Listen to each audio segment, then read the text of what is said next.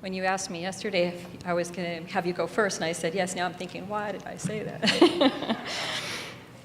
Well, thank you everybody for coming. I look at it like this is my mom's day. The food, it's cooler in there, by the way. The food is going to be, taco salads, Mexican, like she likes. The music that she picked, she actually requested this song. We didn't even know it. Nancy didn't let us know that. But I have an overwhelming need.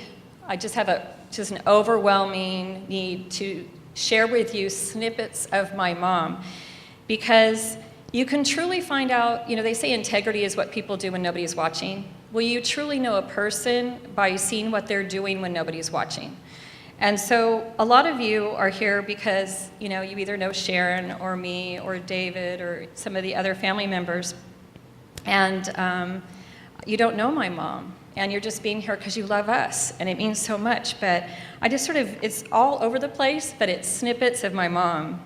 The first thing I wanted to talk about is her joy and contentment. She was always a glass half full person. I used to always say she's pretty much like a glass full, but the little, every once in a while there's a little bit missing.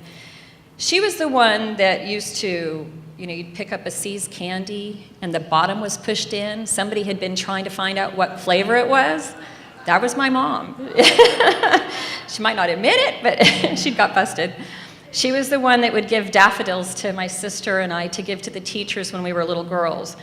She was the one that had Dixieland music playing at my dad's memorial service when he passed away at 51. She had a 3-piece band playing when the saints go marching in, and it started off really slowly in this very church. And by the time we were leaving, it was just ripping fast, and it was just great.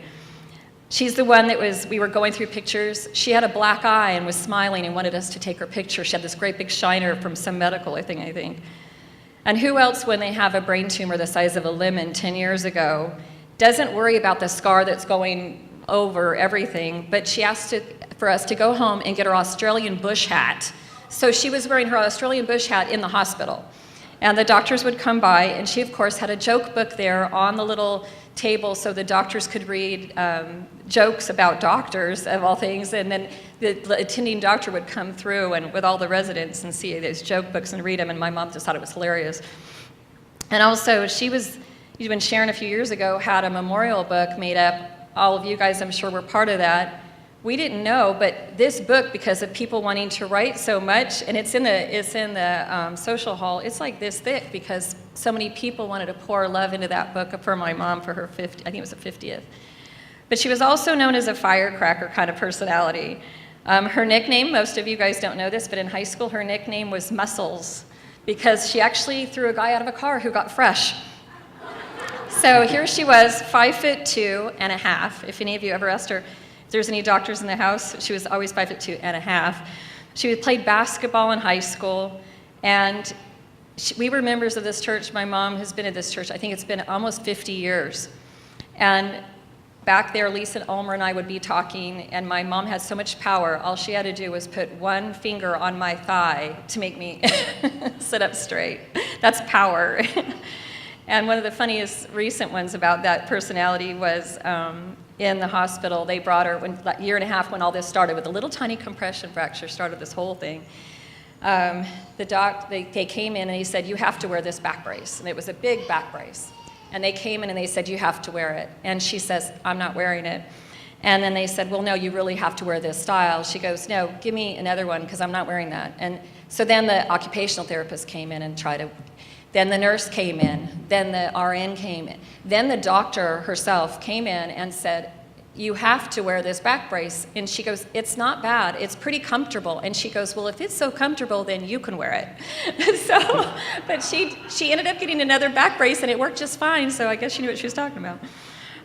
My mom loved hummingbirds, and that's her personality, just flit in and help others.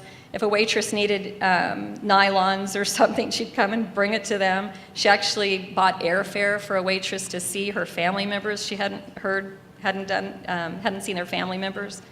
But we had such a childhood. It was cookies and milk after school. It was her bringing pie for her doctors, the doctors, that every single one. And she just had this love for life. She loved people. And she would bring, muffins for the kids when they were little. She would come to every single volleyball game of mine, and all the parents weren't there. She was one of the few, and it was all the kids, and she'd be among all the kids, cheering us on. She would remember all the workers' names in the hospital and the countries. So she'd be out of it for a while, and then a month later, somebody would come in and she'd go, "Oh, you're Maria, and you're from Guatemala." And, the mind is still there. She was the one that would love having breakfast with my husband on Monday mornings.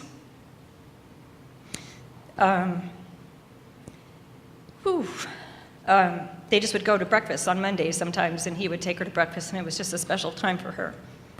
But I could go on all day, and I won't. I did get the gift of gab from my mom. But if I can be half the mom to my kids that my mom has been to me, then I will be a fantastic mom. But everybody's asking us how we're doing. And when they talk about the peace that passes all understanding, I have it. It's a peace of knowing I know for a fact where my mom is today. I know she's in the presence of the Lord. To be absent of the, I can't even talk. To be absent from the body. Thank you, from the body, is to be present with the Lord. And I know she's with my dad, and she's dancing with him, and I know I have that confidence in knowing I'll see her again. But one of the pastors that used to be at my church shared something the other day that made me feel really good. Maybe this will give you peace whenever you lose somebody in your life. He said, as much as she loves all of you guys, as much as she cherishes you, your the grandkids, the one great-granddaughter, as much as she loved all of that, given the opportunity to leave heaven's glory and come back here, she wouldn't take it.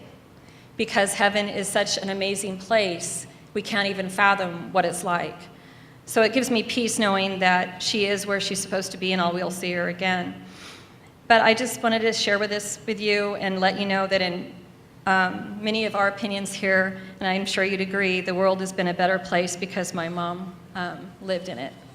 So thank you for coming.